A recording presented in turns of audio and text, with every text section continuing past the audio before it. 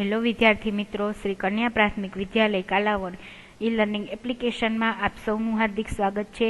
વિષય વિજ્ઞાન ધોરણ 8 સેમિસ્ટર 2 ચેપ્ટર નંબર 11।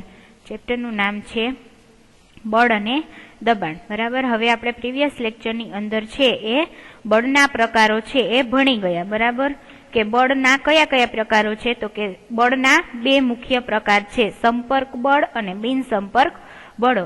એની અંદર આપણે જોયું હતું ટોપિક નંબર 11.6 સંપર્ક બળ। બરાબર, હવે સંપર્ક બળના પણ બે પ્રકારો છે, એક છે સ્નાયુ બળ અને બીજું છે ઘર્ષણ બળ। હવે આ બંને બળ વિશે આપણે આગળના લેક્ચરની અંદર ભણી ગયા। હવે આજે આપણે નવો પોઈન્ટ જોશું, ટોપિક નંબર 11.7 બિન સંપર્ક બળો। બરાબર, હવે સંપર્ક બળોની અંદર છે એ આપણે ઘર્ષણ બળ અને સ્નાયુ બળનું ઉદાહરણ છે એ અલગ અલગ ઉદાહરણો દ્વારા આપણે એ બંને બળને સમજી ગયા હતા। હવે આપણે જોઈએ બિન સંપર્ક બળો। બરાબર, એની અંદર સૌ પ્રથમ છે ચુંબકીય બળ કે મેગ્નેટિક ફોર્સ। બરાબર, કે ચુંબક છે એને બે ધ્રુવ છે એ આવેલા હોય, એ તમને બધાને ખ્યાલ જ છે। બરાબર, કે ચુંબકને છે એ બે બાજુ હોય, એમાં એક બાજુ છે એ કેવી હોય, તો કે ઋણ વિદ્યુત ભારિત અને એક બાજુ છે એ ધન વિદ્યુત ભારિત। બરાબર, એક છે એને આપણે એન વડે દર્શાવીએ છીએ અને એકને એસ વડે દર્શાવીએ છીએ। બરાબર, તો કે ચુંબકને કેટલી બાજુ હોય, તો કે બે બાજુ હોય, એક ઋણ વિદ્યુત ભારિત અને એક ધન વિદ્યુત ભારિત, એક નેગેટિવ અને એક પોઝિટિવ। બરાબર, આ વાતને તમારે યાદ રાખવાની છે। ત્યાર પછી હવે આપણે ચુંબકીય બળ વિશે વધારે ડીપમાં ખ્યાલ મેળવવા માટે પ્રવૃત્તિ કરીશું, પ્રવૃત્તિ નંબર 11.6। તો ચાલો આપણે સ્ટાર્ટ કરીએ। એની અંદર શું કરવાનું છે, તો કે ગજિયા ચુંબકોની એક જોડ લો। બરાબર, ચુંબકના પણ અલગ અલગ પ્રકારો છે એની અંદર, એમાંથી તમારે કયો લેવાનું, તો કે ગજિયા ચુંબકોની એક જોડ લો અને આકૃતિ 11.10 માં દર્શાવ્યા પ્રમાણે એક ચુંબકને 3 ગોળાકાર પેન્સિલ અથવા તો લાકડાના નળાકાર રોલર્સ પર મૂકો। બરાબર, તમારે શું કરવાનું, તો કે તમારે સૌ પ્રથમ ગજિયા ચુંબકની એક જોડ લેવાની છે। બરાબર, એને શું કરવાનું, તો કે નળાકાર પેન્સિલ છે એની ઉપર ગોઠવવાની અથવા તો લાકડાના નળાકાર રોલર્સ ઉપર તમારે છે એ ગજિયા ચુંબકને શું કરવાનું, મૂકવાનું છે। તમને આકૃતિ 11.10 એની અંદર તમે જોઈ શકો છો કે 3 નળાકાર પેન્સિલ છે। બરાબર, એની ઉપર શું કરેલું છે, તો કે એક ગજિયા ચુંબક છે એને મૂકેલો છે। ત્યારબાદ શું કરવાનું, તો કે હવે બીજા ચુંબકના એક છેડાને નળાકાર પર મૂકેલા ચુંબકના છેડા પાસે લાવો। હવે એક જોડ તમે ચુંબક લીધી, બરાબર, એક જોડ ગજિયા ચુંબકની લીધી, એની અંદર કેટલા આવશે, તો કે બે ચુંબક હશે। એકને તમે ક્યાં ગોઠવી દીધો, તો કે નળાકાર પેન્સિલ ઉપર। બરાબર, હવે બીજા ચુંબકને શું કરવાનું, તો કે બીજા ચુંબકના એક છેડાને તમે નળાકાર પર ગોઠવેલા ચુંબકના છેડા પાસે લઈ આવો અને શું કરવાનું, તો કે બંને ચુંબકો છે એકબીજાને સ્પર્શે નહીં તેનું ધ્યાન રાખો। હવે શું થાય છે તેનું તમારે અવલોકન કરવાનું છે। આ થઈ ગઈ પહેલી કન્ડિશન। બરાબર, પહેલી કન્ડિશન ની અંદર તમારે શું કરવાનું એ આપણે જોઈ લીધું। હવે જોઈએ ત્યાર પછી બીજી કન્ડિશનમાં શું કરવાનું, તો કે હવે ચુંબકના બીજા છેડાને નળાકાર પર રાખેલા ચુંબકના તે જ છેડા પાસે લાવો, જે તમે આકૃતિ 11.10 બી ની અંદર જોઈ શકો છો। અને દર વખતે બીજા ચુંબકને નળાકાર પર મૂકેલા ચુંબક પાસે લાવવામાં આવે ત્યારે તેના પર શું અસર થાય છે એ નોંધો। બરાબર, બે કન્ડિશન છે તમને આપવામાં આવેલી છે, એ આપણે 1 by 1 જોતા જઈએ। બરાબર, હવે તમે આકૃતિની અંદર તમને કલર છે અલગ અલગ આપીને તમે સારી રીતે સમજી શકો એ માટે તમને બતાવવામાં આવેલું છે। હવે પહેલી આકૃતિ છે એની અંદર આપણે જોઈ લઈએ, તો કે તમે જેવું છે એ ગજિયા ચુંબકને તમે નળાકાર પર પેન્સિલ પર રાખેલું હતું। બરાબર, અને તમે એની બીજી બાજુ જે બીજું ચુંબક હતું એને તમે શું કરશો, તો કે ઓલા ચુંબકની નજીક લઈ આવશો, પણ એટલું નજીક નથી લઈ આવવાનું। બરાબર, કે એ બંને ચુંબક એકબીજાને સ્પર્શે। તમારે ખાસ એ વાતનું ધ્યાન રાખવાનું છે કે બંને ચુંબક છે એ એકબીજાને સ્પર્શે નહીં। બરાબર, એવી રીતે તમારે એને દૂર થોડુંક રાખવાનું છે અને ત્યારબાદ એ બંને ધ્રુવો વચ્ચે શું થાય છે એનું તમારે અવલોકન કરવાનું છે। તો હવે તમે જોઈ શકશો કે જ્યારે તમે ચુંબકને આ ચુંબક પેન્સિલ પર રાખેલા નળાકાર ચુંબક પર લઈ આવશો, બરાબર, ત્યારે શું થશે, તો તો કે બે ચુંબકો વચ્ચે ભૌતિક સંપર્ક નથી, બરાબર, એટલે કે એ એકબીજા સાથે ટચ થતા નથી, છતાં પણ પ્રથમ ચુંબકની ગતિ છે એ વારાફરતી પરસ્પર વિરુદ્ધ દિશામાં રોલર્સ પર થાય છે, જે દર્શાવે છે કે બે ચુંબકો વચ્ચે બળ છે એ પ્રવર્તે છે, બરાબર। આના ઉપરથી શું આપણે ખ્યાલ આવે કે બંને ચુંબક છે એ એકબીજાને આકર્ષવા છે એ એકબીજા તરફ ગતિ કરશે તો શું થશે, એ બંને ઉપર બળ લાગશે, બરાબર। હવે આકૃતિમાં દર્શાવ્યા પ્રમાણે બીજા ચુંબકને રોલર્સ પર મૂકેલા પ્રથમ ચુંબકના છેડા પાસે લાવતા રોલર્સ પરનું પ્રથમ ચુંબક બીજા ચુંબકની નજીક ગતિ કરવા લાગે છે। આના ઉપરથી આપણે શું કહી શકીએ કે બંને અસમાન ધ્રુવો વચ્ચે શું થાય છે તો કે આકર્ષણ થાય છે, બરાબર। એટલા માટે એ બંને છે એ એકબીજા તરફ ગતિ કરવા માટે એકબીજા બંને સાઈડથી શું કરશે તો કે બળ લગાડશે। આના ઉપરથી આપણે એવું સાબિત કરી શકીએ કે અસમાન ધ્રુવો છે એના વચ્ચે શું થાય તો કે આકર્ષણ થાય છે, બરાબર। ફોર એક્ઝામ્પલ આ એક ચુંબક છે, એની એક સાઈડ છે N અને બીજી બાજુ S, આપણે પહેલા જોઈ ગયા, બરાબર। એવી રીતે બીજો ચુંબક છે એ એની સામે તમે લઈ આવો તો અહીંયા જો S ધ્રુવ હશે અને આ બાજુ N હશે, જો બે સાઈડ SS ધ્રુવને તમે ટચ કરાવશો તો શું થશે, અપાકર્ષણ, એટલે કે એ એકબીજાની વિરુદ્ધ જવા પ્રયત્ન કરશે। પરંતુ જો તમે કોઈ ચુંબક છે, બરાબર, એની એકની S સાઈડ અને એકની N સાઈડ એવી રીતે તમે એને ટચ કરાવશો તો શું થશે તો કે બંને નેગેટિવ ધ્રુવો છે, એક નેગેટિવ અને એક પોઝિટિવ, તો એના વચ્ચે શું થશે તો કે આકર્ષણ થશે, બરાબર।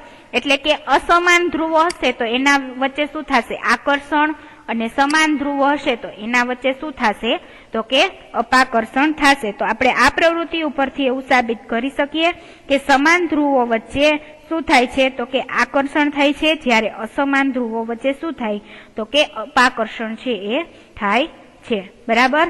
હવે તમે આકૃતિની અંદર અહીં બીજી કન્ડિશનમાં પણ જોઈ શકો છો, એમાં જે આ બ્લુ કલર છે એ એક પોઝિટિવ સાઈડ છે, બરાબર। એવી જ રીતે અહીંયા પણ બ્લુ કલર શું છે તો કે પોઝિટિવ સાઈડ થાય, તો બંને બ્લુ કલર છે એને તમે એકબીજાની નજીક લઈ આવશો તો આકર્ષણ નહીં થાય, કારણ કે બંને સમાન ધ્રુવ હશે, એના પરિણામે શું થશે તો કે અપાકર્ષણ થશે, અને એ બંને એકબીજાથી શું થશે તો કે દૂર જવા છે એ પ્રયત્ન કરશે, અને એ દૂર જવા પ્રયત્ન કરે ત્યારે કયું બળ લાગે છે, બરાબર, તો કે એ છે એ ઘર્ષણ બળ છે એ બંને વચ્ચે લાગશે, બરાબર। આ થઈ ગઈ પ્રવૃત્તિ નંબર આપણી 11 છે એ કમ્પ્લીટ। ત્યાર પછી આપણે નેક્સ્ટ પોઈન્ટ જોઈએ। આ પ્રવૃત્તિ ઉપરથી આપણે એ સાબિત કરી શકીએ કે સમાન ધ્રુવો વચ્ચે અપાકર્ષણ થશે, જ્યારે અસમાન ધ્રુવો વચ્ચે શું થશે તો કે આકર્ષણ છે એ થશે। હવે આ બધા ઉદાહરણોમાં પદાર્થની ગતિની અવસ્થામાં ફેરફારનું કારણે શું થાય તો કે ઘર્ષણ બળ છે એ લાગુ પડે છે, બરાબર। હવે ત્યાર પછી આપણે જોઈએ તો કે ધોરણ 7માં તમે શીખ્યા છો કે બે ચુંબકના સમાન ધ્રુવો એકબીજાને શું કરે છે તો કે અપાકર્ષે છે, અને અસમાન ધ્રુવો છે એ એકબીજાને શું કરે છે તો કે આકર્ષે છે। આપણે હમણાં જ પ્રવૃત્તિની અંદર જોયું, બરાબર, કે બે ચુંબકના સમાન ધ્રુવો એકબીજાને અપાકર્ષે, આ વાતને ખાસ યાદ રાખવાની। સમાન ધ્રુવ અપાકર્ષણ થાય અને અસમાન ધ્રુવ હોય તો શું થાય તો કે એકબીજા વચ્ચે શું થાય આકર્ષણ થાય છે। હવે બે પદાર્થો વચ્ચે લાગતા આકર્ષણ કે અપાકર્ષણને પણ ખેંચાણ કે ધક્કો મારવાના સ્વરૂપે જોઈ શકાય છે। શું ચુંબકો વચ્ચે લાગતા બળના અવલોકન માટે બે ચુંબકો વચ્ચે સંપર્ક કરાવવો જરૂરી છે કે નહીં તો કે હા, કારણ કે ત્યારે જ આપણને ખબર પડશે કે એના ઉપર બળ લાગે છે કે નહીં। હવે એક ચુંબક બીજા ચુંબક પર સંપર્કમાં આવ્યા વગર પણ બળ લગાડી શકે છે। ચુંબક દ્વારા લાગતું બળ એ અસંપર્ક બળનું પણ ઉદાહરણ છે। એ જ રીતે ચુંબક દ્વારા કોઈ લોખંડના ટુકડા પર લગાડવામાં આવતું બળ પણ અસંપર્ક બળ એટલે કે બિન સંપર્ક બળનું જ ઉદાહરણ છે, બરાબર। ચુંબક દ્વારા તમે કોઈ લોખંડનો ટુકડો હોય એની નજીક ચુંબક લઈ આવો તો શું થશે તો કે એ બંને વચ્ચે શું થશે તો કે આકર્ષણ થશે, એ એકબીજાના નજીક આવવા પ્રયત્ન કરશે। લોખંડનો ટુકડો પડ્યો હોય, તમે એની થોડેક દૂર તમે ચુંબક રાખો તો શું થશે તો કે એ ધીમે ધીમે એકબીજાની નજીક આવવા પ્રયત્ન કરશે, એટલે એના ઉપર શું લાગશે તો કે બળ લાગશે। એ કયું હશે તો કે અસંપર્ક બળ છે એ હશે, જેને આપણે બિનસંપર્ક બળ તરીકે પણ ઓળખીએ છીએ, બરાબર। તો આ થઈ ગયું આપણો એક પોઈન્ટ કમ્પ્લીટ, ચુંબકીય બળ. ત્યાર પછી આપણે બીજો પોઈન્ટ જોઈએ, સ્થિત વિદ્યુત બળ. બરાબર, આ ચુંબકીય બળ, સ્થિત વિદ્યુત બળ અને ગુરુત્વાકર્ષણ બળ એ ત્રણેય શેના ઉદાહરણો છે? તો કે બિન સંપર્ક બળના ઉદાહરણો છે. એના પેટા પ્રકાર છે, તમારે ખાસ યાદ રાખવાનું છે. હવે આપણે જોઈએ સ્થિત વિદ્યુત બળ. એની અંદર પણ આપણે સ્થિત વિદ્યુત બળને સમજવા માટે એક પ્રવૃત્તિ કરવાની છે, પ્રવૃત્તિ નંબર 11.7. તો જોઈએ તો એની અંદર શું કરવાનું? તો કે પ્લાસ્ટિકની એક સ્ટ્રો લો. બરાબર, તેના બે સરખા ટુકડા કરો. તમારે એક સ્ટ્રો લેવાની છે અને એના બે સરખા ભાગ કરવાના. હવે એક ટુકડાને શું કરવાનું? તો કે એક દોરીની મદદથી એક ટુકડાને કોઈ ટેબલની ધાર પરથી લટકાવો, જે તમને આકૃતિમાં બતાવેલું છે એ મુજબ. હવે સ્ટ્રોના બીજા ટુકડાને શું કરવાનું? તો કે પોતાના હાથમાં પકડો અને તેના મુક્ત છેડાને કાગળના ટુકડા સાથે ઘસો. હવે સ્ટ્રોના ઘસેલા છેડાને લટકાવેલ સ્ટ્રો પાસે લાવો અને બે ટુકડાઓ એકબીજાને સ્પર્શે નહીં તેનું ધ્યાન રાખો. તમને શું જોવા મળ્યું એ તમારે છે એ અવલોકનની અંદર એની નોંધ કરવાની છે. તો કે હવે લટકાવેલ સ્ટ્રોના મુક્ત છેડાને કાગળના ટુકડા સાથે ફરીથી ઘસો અને અગાઉ કાગળ સાથે ઘસેલા સ્ટ્રોના ટુકડાને લટકાવેલ સ્ટ્રોના મુક્ત છેડા પાસે લાવો. હવે તમે શું જુઓ છો એ તમે નોંધવાનું છે. તમે આકૃતિ 11.11 ની અંદર જોઈ શકો છો. તો સૌ પ્રથમ તમારે શું કરવાનું છે? તો કે સ્ટ્રોના એક સરખા બે ટુકડા કરવાના છે. આકૃતિમાં દર્શાવ્યા મુજબ તમે જોઈ શકો છો કે એક સ્ટ્રો છે એના બે સરખા ટુકડા કરેલ છે, આ એક 1 અને આ 2. હવે પેલો ટુકડો છે એને તમારે શું કરવાનું? તો કે દોરીની મદદથી એનો એક છેડો છે એ ટુકડાનો ત્યાં દોરી બાંધી દેવાની અને એ દોરીને તમારે ટેબલ સાથે લટકાડી દેવાની. બરાબર, હવે એક ટુકડો છે સ્ટ્રોનો દોરી સાથે બાંધેલો છે, જ્યારે બીજો છેડો છે એ કેવો છે? તો કે મુક્ત છે. ત્યાર પછી શું કરવાનું? તમારા હાથમાં જે સ્ટ્રો છે, બરાબર, એને શું કરવાનું? તો કે એનો જે મુક્ત છેડો છે એને તમારે કાગળ ઉપર અહીંયા ઘસવાનો છે. ત્યારબાદ એ ઘસેલા ભાગને જે અહીંયા દોરથી લટકાડેલો મુક્ત ભાગ છે એની નજીક લઈ આવવાનું છે અને તમારે જોવાનું છે કે એ બંને છે એના વચ્ચે આકર્ષણ થાય છે, બરાબર, કે અપાકર્ષણ થાય છે. એ બંને છે એ નજીક આવે છે કે નહીં એનું અવલોકન તમારે આની અંદર છે એ કરવાનું છે. હવે પહેલી કન્ડિશનની અંદર તમે સ્ટ્રોને છે જેવી નજીક લઈ આવશો, બરાબર, તો શું થશે? તો કે પ્રથમ કિસ્સામાં સ્ટ્રોના બીજા ટુકડાને કાગળ પર ઘસ્યા બાદ લટકાવેલ સ્ટ્રોની નજીક લાવવામાં આવે ત્યારે શું થશે? તો કે લટકાવેલ સ્ટ્રોનો ટુકડો બીજા ટુકડાની નજીક ખસવા લાગે છે, જે બંને વચ્ચે શું સૂચવે છે? તો કે આકર્ષણ સૂચવે છે. તમે જેવો આ સ્ટ્રો છે, બરાબર, એને તમે કાગળના ટુકડા ઉપર ઘસશો અને આ જે છેડો મુક્ત છે એની નજીક આ છેડાને લઈ આવશો તો શું થશે? તો કે બંને વચ્ચે આકર્ષણ થશે. શું? આકર્ષણ. ત્યારબાદ તમારે શું કરવાનું? તો કે હવે બીજા કિસ્સાની અંદર તમારે શું કરવાનું? તો કે લટકાવેલો જે ટુકડો છે ને એને કાગળ ઉપર ઘસવાનો અને ઓલો જે સ્ટ્રો છે હાથમાં પકડેલી હતી એની નજીક તમારે લઈ આવવાનું થશે. તો શું થશે? તો કે બંને વચ્ચે અપાકર્ષણ થશે. બરાબર, બીજી કન્ડિશનની અંદર એવું થશે. તો હવે આના ઉપરથી આપણે શું કહી શકીએ? તો કે સ્ટ્રોના ટુકડાને કાગળ પર ઘસવાથી સ્ટ્રો છે એ કેવી બનશે? તો કે વિદ્યુત ભારિત બને છે, અર્થાત તેના પર સ્થિત વિદ્યુત ભાર પ્રસ્થાપિત થાય છે. બરાબર, હવે જેવો તમે સ્ટ્રોના આ ટુકડાને છે તમે કાગળ ઉપર ઘસશો એના પરિણામે એ સ્ટ્રોના ટુકડાની અંદર કાગળની હારે ઘસવાથી વિદ્યુત ભાર છે એ ઉત્પન્ન થશે અને એ વિદ્યુત ભારના પરિણામે તમે જેવી આ લટકાવેલ સ્ટ્રોના છેડે એ ટુકડાને લઈ આવશો એટલે એ બંને છે એકબીજા વચ્ચે આકર્ષિત થશે. બરાબર, અને આકર્ષણ છે એ ત્યાં ઉદ્ભવશે અને જ્યારે તમે બંને સ્ટ્રો વચ્ચે આકર્ષણ થાય ત્યારે બંને સ્ટ્રો પર વિરુદ્ધ પ્રકારના વિદ્યુત ભારો જન્મે છે અને અપાકર્ષણ થાય ત્યારે સમાન પ્રકારના વિદ્યુત ભારો જન્મે છે. તેથી સ્પષ્ટ થાય કે અસમાન વિદ્યુત ભારો વચ્ચે શું થાય? તો કે આકર્ષણ થાય અને સમાન વિદ્યુત ભારો વચ્ચે અપાકર્ષણ બળ છે એ પ્રવર્તે છે. આપણે પેલી જે આના પહેલા જે પ્રવૃત્તિ કરેલી એની અંદર ચુંબકીય બળની અંદર પણ આપણે જોયું કે સમાન ધ્રુવો વચ્ચે શું થાય? બરાબર, તો કે અપાકર્ષણ થાય, જ્યારે અસમાન ધ્રુવો વચ્ચે શું થાય? તો કે આકર્ષણ છે એ થાય છે. તો આપણે બીજા ઉદાહરણ દ્વારા પણ આકર્ષણ અને અપાકર્ષણ ભણી ગયા. હવે સ્ટ્રોને કાગળના ટુકડા સાથે ઘસવાથી સ્ટ્રો સ્થિત વિદ્યુત ભાર પ્રાપ્ત કરે છે તેમ કહેવાય, અને આવી સ્ટ્રો એ વિદ્યુત ભારિત પદાર્થનું શું થાય તો કે ઉદાહરણ કહેવાય છે. હવે એક વિદ્યુત ભારિત પદાર્થ વડે બીજા વિદ્યુત ભારિત કે વિદ્યુત ભાર રહિત પદાર્થ પર લાગતા બળને શું કહેવાય તો કે સ્થિત વિદ્યુત બળ કહે છે. સ્થિત વિદ્યુત બળની ડેફિનેશન છે, એટલે કે વ્યાખ્યા છે, આ તમને અહીં આપેલી છે, એ તમારે યાદ રાખવાની કે એક વિદ્યુત ભારિત પદાર્થ વડે બીજા વિદ્યુત ભારિત કે વિદ્યુત ભાર રહિત પદાર્થ પર લાગતા બળને શું કહેવાય સ્થિત વિદ્યુત બળ કહે છે. હવે બે પદાર્થો સંપર્કમાં ન હોય ત્યારે પણ આ બળ અસ્તિત્વમાં આવે છે, તેથી સ્થિત વિદ્યુત બળ એ અસંપર્ક બળનું અન્ય ઉદાહરણ છે. તમે પ્રકરણ 15 ની અંદર આ વિદ્યુત ભાર છે એના વિશે તમે ડીપમાં છે એ માહિતી મેળવશો કે વિદ્યુત ભાર કોને કહેવામાં આવે છે, ધન વિદ્યુત ભાર અને ઋણ વિદ્યુત ભાર એ શું છે તો કે વિદ્યુત ભારના બે પ્રકારો છે. એના વિશે તમે ચેપ્ટર નંબર 15 ની અંદર વધારે માહિતી મેળવશો. ત્યારબાદ આપણે જોઈએ બિનસંપર્કીય બળનું ત્રીજું ઉદાહરણ છે ગુરુત્વાકર્ષણ બળ. ગુરુત્વાકર્ષણ બળ વિશે તમે બધાએ સાંભળેલું જ હશે, બરાબર. તમે જોયું છે કે ગુરુત્વાકર્ષણ બળની શોધ કરનાર કોણ છે તો કે સાયન્ટિસ્ટ જે ન્યૂટન છે એને ગુરુત્વાકર્ષણ બળની છે એ શોધ કરેલી છે. એની પાછળ એક વાર્તા પણ છે, બરાબર, જે તમે બધાએ સાંભળેલી જ હશે કે એક વખત ન્યૂટન છે એ સફરજનના ઝાડની નીચે બેઠો હતો. તો શું થયું તો કે સફરજન છે એ ઝાડ પરથી નીચે પડે છે, બરાબર. તો એને એવો પ્રશ્ન થાય કે સફરજન છે એ ઝાડ પરથી નીચે જ કેવી રીતે પડ્યું, શા માટે સાઈડમાં ન ગયું કે ઉપર ન ગયું. ત્યારબાદ એને ઘણા બધા પ્રયોગો કરીને એક બળની શોધ કરી, જેને શું કહેવામાં આવ્યું, નામ આપવામાં આવ્યું તો કે ગુરુત્વાકર્ષણ બળ.